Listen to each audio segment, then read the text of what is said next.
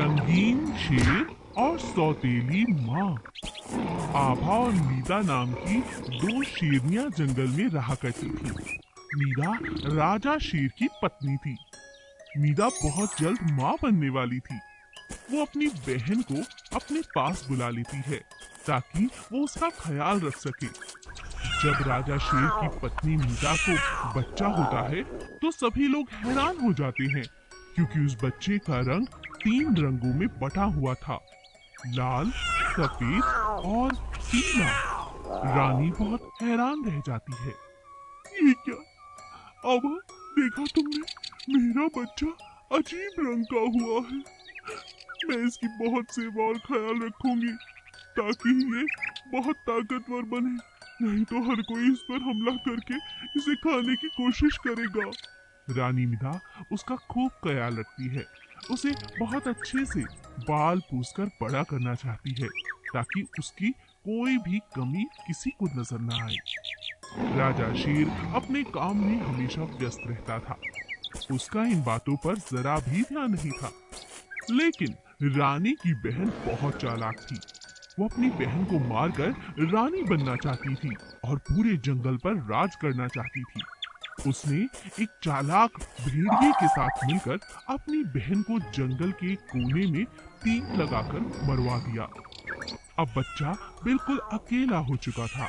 राजा शेर उसकी देखभाल अच्छे से नहीं कर पा रहे थे। ओहो, जब से मीरा गई है बच्चे को संभालना बहुत मुश्किल हो गया है। क्या करूं? तुम तो उसकी बहन हो, कोई उपाय बताओ।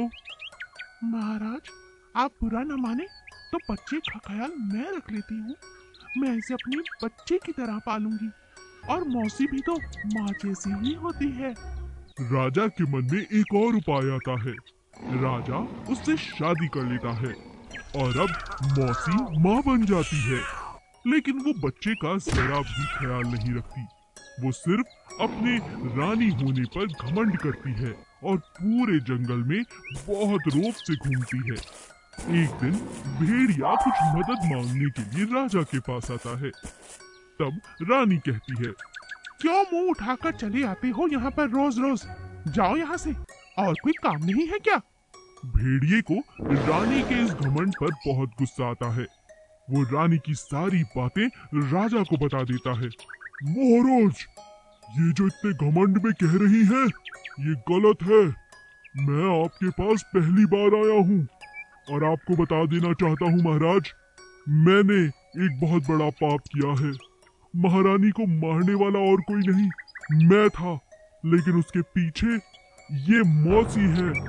इसी ने अपनी बहन को मारने के लिए मेरे साथ साजिश रची ताकि ये आपके साथ शादी कर सके और यहाँ की महारानी बन सके। राजा ये सारी बात सुनकर हैरान रह जाता है। बच्चा सहम जाता है और अपने पिता की गोद में चला जाता है। महाराज इस बात की सजा देते हैं और दोनों को मार डालते हैं। मेरे बच्चे, न जाने तूने भी कितना कुछ सहा होगा, मुझे माफ कर दे। राजा अब बिल्कुल बदल चुका था।